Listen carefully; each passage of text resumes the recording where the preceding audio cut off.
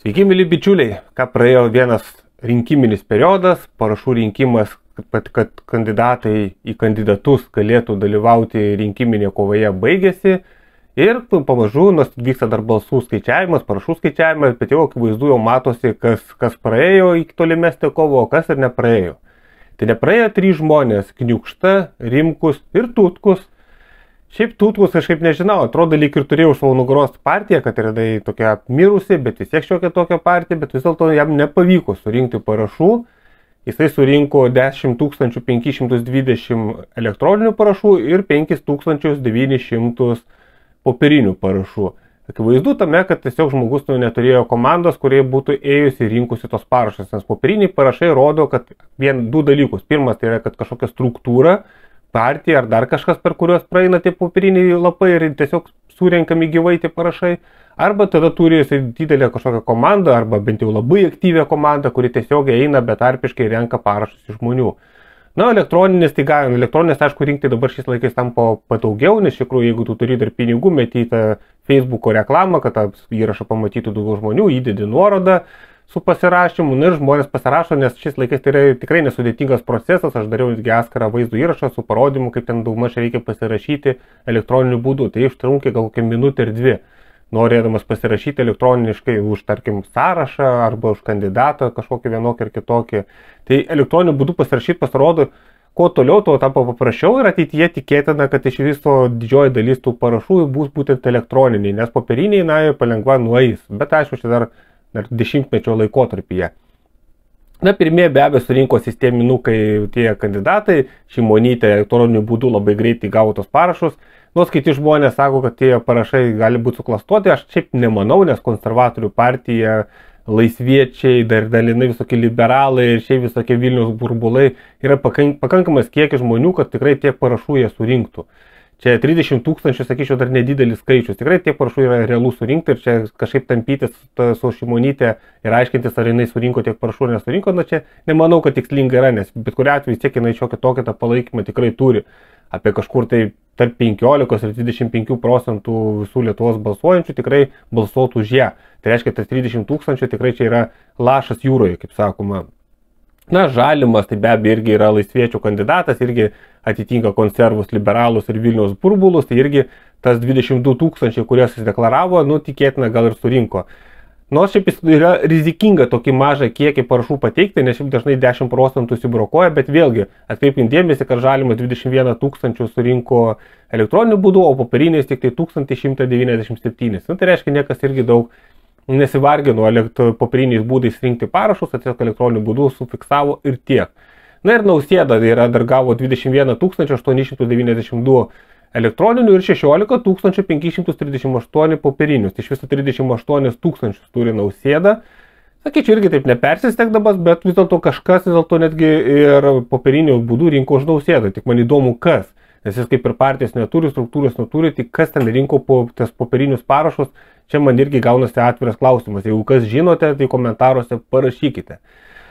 Na ir dar vienas žmogus, kuris surinko elektroniniu būdu apie 20 000 ir daugiau, tai yra Vėgėlė 20 536, bet ir nemažai ir popieriniais 15 000, iš viso 36 000 su viršum. Vėgėlė irgi pasirodo vis dėlto turi pakankamą tą sekėjų bazę, kurie sugeba surinkti jam tos parašus. Aš šiaip kelis kartus mačiau žmonės, kurie popieriniu būdu rinko už Vėgėlę parašus. Tai irgi dalinai mūsų auditorija yra iš tikrųjų. Tai mūsų auditorija, galima sakyti, turėjo tokius 3 kandidatus, tai Vaitkus, Vėgėlė ir Tutkus. Na, dar kai kurie dalinai Žemaitaitį kažkodėl tai rinkosi. Tai čia galima sakyti visą tą mūsų auditoriją ir būtent pešiojasi aplink šitos kandidatus. Na, Tutkus atkrito, tai tada lieka Vėgėlė, Vaitkus ir, kaip ir minėjau, tas Žemaitaitis. Nes jis irgi surinko 32 000 parašų. Tai irgi pakankamai neblogai sustovėjo, sakyčiau. Nors jo partija dar tik tai kūrėsi, jis pas iš tikrųjų kaip ir neturi aiškios struktūros. Na, bet vis dėlto, man atrodo, sugebėjo vis dėlto sutelkti savo šalininkus ir surinkti tą reikiamą parašų kiekį. Tai jis rinkiminėje kovoje dalyvaus. Įdomiausia iš tikrųjų atrodo Jegilinskas ir Mazuronis, kurie iš tikrųjų, galima sakyti, jo elektroniniu būdu prastai atrodė. Mazuronis 3 000 turi, Jegilinskas 7, bet vakare, aišku, už jų nugaros stovinčios partijos. Už Mazuronio stovi Darbo partija, kuri dažnai yra nurašyta, bet vis dėlto pakankamai gausyta partija, tai jie tuos popieriniu būdu surinkom tos parašus.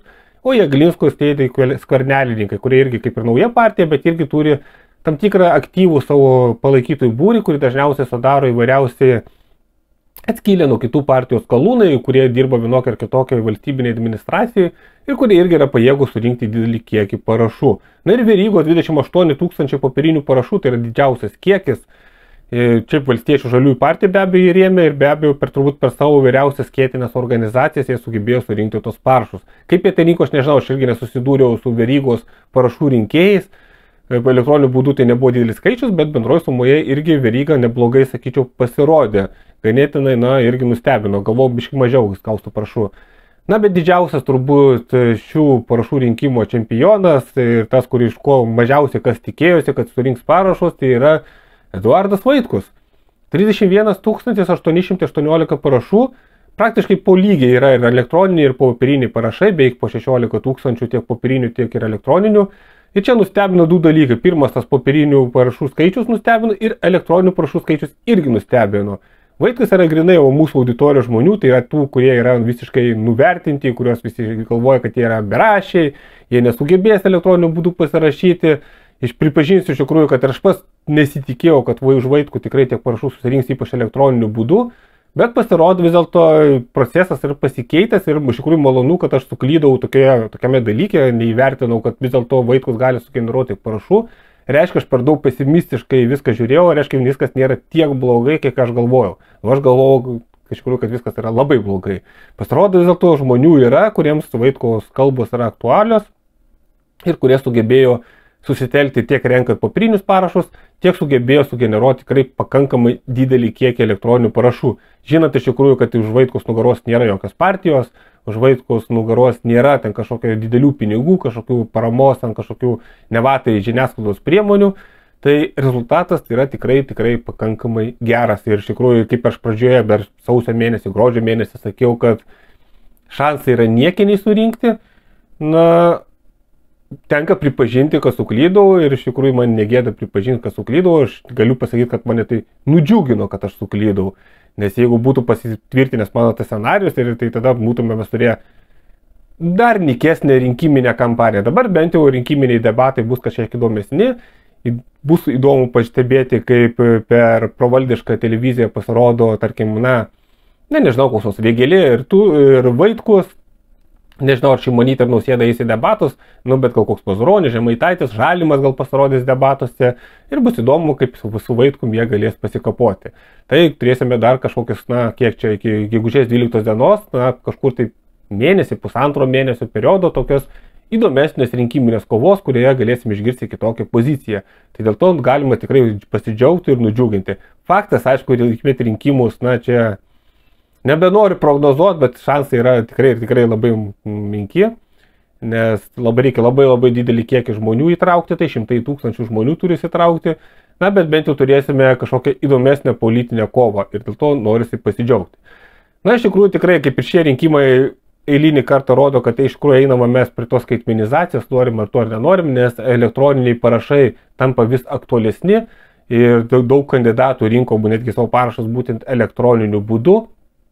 Popierinis, aišku, jis be abejo yra svarbus, jeigu tu nori pereiti per visus tos vyresnio amžiaus žmonės, kurie ypač gyvena galbūt atokiau, miestuose, kurie nemoka naudoti elektroniniu būdu. Popieriniai parašai yra labai geras dalykas tame, kad tu tiesiogiai paimi žmogaus parašą, reiškia, tu su juo pabendrauji. Tai reiškia, tu tada atlieki svarbų agitacinį darbą. O tai yra dažnai nurašyta, nes pati svarbiausia agitacija yra eiti po žmonės ir gyvai su jais šnekėtis. Taip svarbu yra ir elektroniniu būdu, ir daryti laidas, ir tenais dalinti lankstinukus, laikraščius, bet svarbiausias politinės agitacijos metodas yra ir tikriausiai išliks, yra gyvai eiti po žmogų. Ar tu šiaip jo paimsi parašą, ar tu jam gyvai rankas įteiksi lankstinuką ir laikraštį, ar su jo kelias minutės pašnekėsi, bet kurio atveju tai iš tikrųjų daro daug didesnį rezultatą ir tikėtina, kad tas žmogus, galbūt jeigu jis pasirašė, galbūt jis netgi ir kad ateis ir balsuos už tą jūsų pasirinktą kandidatą. Tai štai tokia trumpa apžvalga, laukiame rinkiminių debatų, ir dabar dar šiuo metu vyksta parašai už tuos, kad sąrašai galėtų dalyvauti Europos parlamento rinkimuose. Ten reikia judėjimams surinkti per mėnesį laiko 10 000 parašų.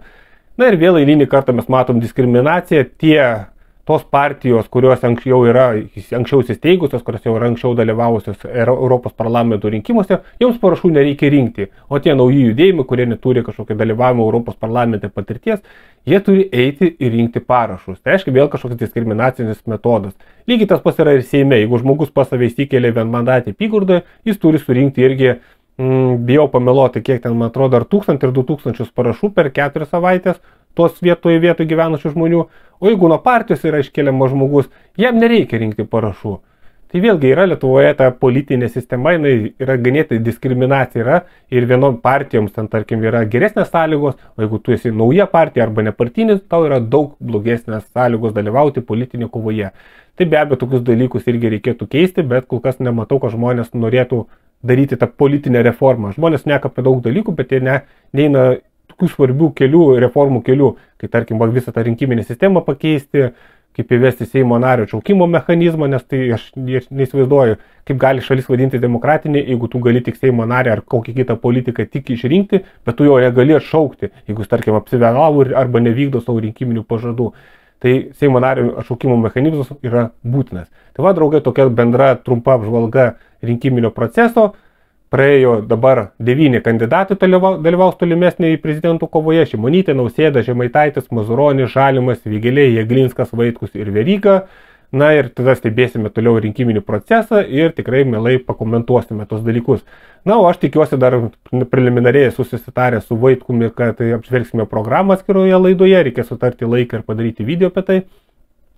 Na ir primenu, kad tos kandidatus, kurie čia galbūt išgirs, jeigu koks kandidatas išreiškia norą irgi pasirodyti šitame kanale, tai be abejo durys nėra uždarytos, kiekvienas kandidatas gali ateiti ir sakyti, aš noriu padaryti laidą ir aš tikrai mielai leisiu ir kartu užduotume jam įdomius klausimus. Todėl, jeigu yra iš kokių štabų kandidatų čia žiūri žmonės, tai parašykite man ir susitarsime dėl laiko. Tai va, ačiū draugai, kad esate ir iki sutikimo kitose vaizdo įrašuose. Iki, draugai.